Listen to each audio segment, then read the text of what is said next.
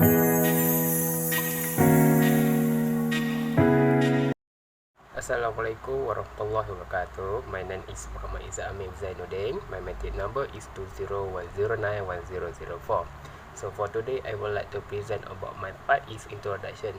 Content or introduction is a background case study. So case study will be given is a conflict between of the personnel of the resident electrical engineer REE and the personnel of the electrical contractor. So, for the solution about this conflict is firstly is clear and well defined role and responsibility are essential to avoid conflict between REE employee and electrical contractor employee. Secondly, create a comprehensive project structure that clearly outline to the role and responsible of a thing. After that is a regular meeting. Regular meeting should be scheduled to share information, discuss project update and address concern to facilitate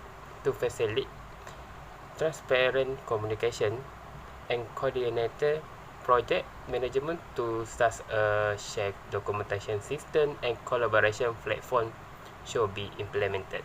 The statement conflict between the personnel of the resident electrical engineering REE and the personnel of the electrical contractor. The conflict can stem from a variety of factors including differing role and responsibility, technical agreement, communication and coordinated problem, resource allocation issue and divergent view on safety and quality standard. Objective. First, to identify the bank, REA, OSHA, code and ethic that relate to case study. Secondly, to identify the action that should be taken to solve the problem we follow the engineering rule. To identify the action should avoid when is unprofessionalism incident happen. Finally, is to give example that related to code, ethic, ban, REA and OSHA. Hello, my name is Kathiresan son of Karunan. My metric number is 20109096. Today I would like to talk about the discussion compile switch acts and regulation. There are 3 points. First key is keys, acts and regulation including the Resistant Engineer Act and Occupational Safety and Health Administration OSHA. The second one complies with this act ensure adhering to the legal and ethical obligation. The third one, non-compliance can be lead to the penalties, reputations and damage and safety risks. The second slide is about solution to comply with the arts and regulation. There are 5 points. The first is familiar teams members with relevant act and regulations. Second one is conduct regular training and workshops. Accessibility, robust documentation and record the keeping process. The fourth one, comply with the regulator agency and industry association. The last one, enforce and accountability. Okay, the third slide is areas of the conflicts.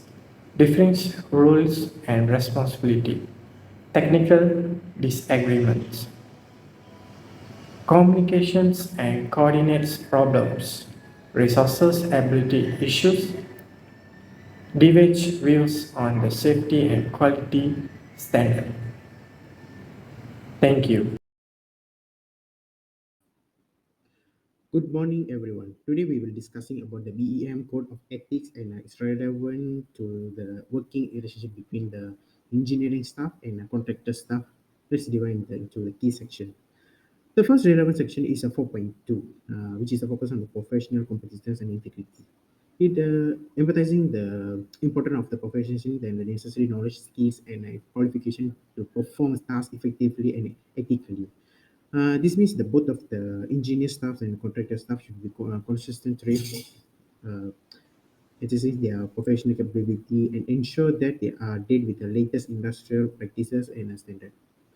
By upholding the professional competence, the engineer staff and contractor staff can be provide high quality service make the informed decision and contribute the success of the project.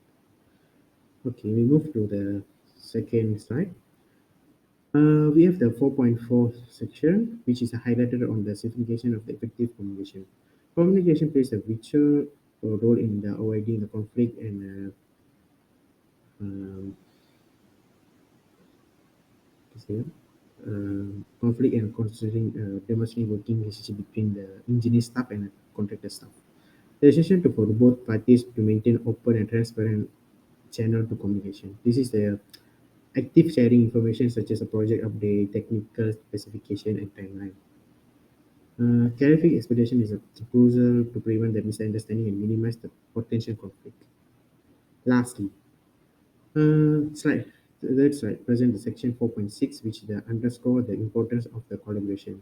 Successful project deliver the complaints and with the relevant acts and regulation heavily rely on effective collaboration between engineer staff and contractor staff. Collaboration involves the working together, respecting others, advertise and coordinating effect, and the engineer staff and contractor staff should recognize and appreciate the unique skills of knowledge each party. Um, Both of the engineer staff and contractor staff must work with a legal and ethical frame established the regulation bodies such as the BEE, REA, and OSHA. This is to ensure the compliance, safety, and deliver a high quality project. Thank you. The relevant example for this case study is case number 15-9, which is duty to provide recommendation based on objective and factual information. Engineer A prepares the drawing, plans and specification, and later the project is publicly announced for contractor bid by the state agency. Following receipts of contractor bids, the state agency requests Engineer A's reviews of a bid submitted by Contractor X as well as Engineer A's opinion of Contractor X based on Engineer A's experience with Contractor X. Based upon the facts known to Engineer X, indicates that state agency that Contractor X should not be selected for the construction of the facility. Contractor X believes Engineer A's actions are ethical. So there are two codes of ethics that are chosen, which are Code of Ethics 2.3. Engineers shall issue public statements only in an objective and truthful manners, and the second one is engineers shall be objective and truthful in professional report, statement, and testimony. They shall include all relevant and pertinent information in such report, statement, or testimony which should bear the dates indicating when it was carried. And for second relevant example is case number 81-1, criticism of another engineer. Engineer A is the president of a state engineer society. Engineer B is the president of a different engineering society in the same state. The two societies have engaged in a series of discussions with the objective of achieving a merge of the two organizations. These discussions lead into disagreements on several key issues and reached an impasse. Engineer A wrote an article on his society's magazine setting out the background of the discussion and offering his opinions on the various points of disagreement. In the course of his article, Engineer A includes reference and statements which were construed by Engineer B as impugning his good faith and conduct during the discussion. So, engineers are encouraged to exchange public knowledge and appreciations of engineering and its achievements, which are found in Code of Ethics 3.2.c. And the next one is Code of Ethics 3.8. Engineers shall accept personal responsibilities of their professional activities, provided, however, that engineers may seek indemnifications of service arising out of their practice or other than gross negligence, where the engineer's interests cannot otherwise be protected. That's all from me. Thank you.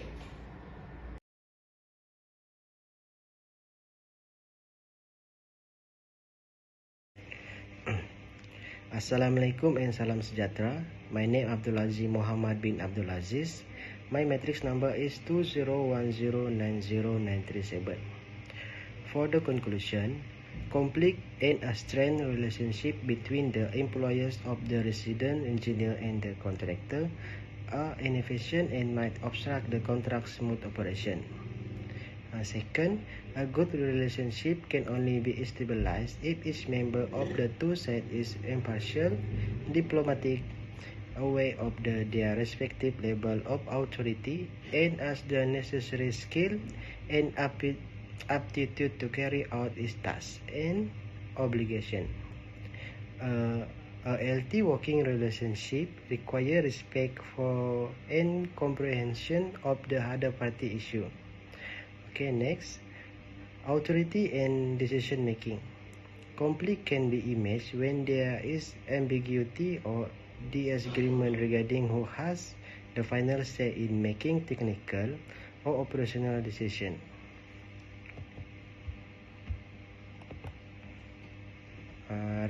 Next, resource allocation and time management. Conflict can arise when there are disputes over resource allocation, scheduling conflict, or delay in completing tasks. The resident electrical engineer staff may demand priority for their activity, while the electrical contractor staff may have competing demand from the other project. Resolving this conflict requires effective project planning, clear timeline, and efficient resource management. Lastly, communication and coordination. Poor communication and coordination can lead to misunderstanding, delay, and error. But both parties should ensure that effective communication channels are stabilized and regular meetings are held to discuss project progress, challenge, and requirement. Okay, thank you.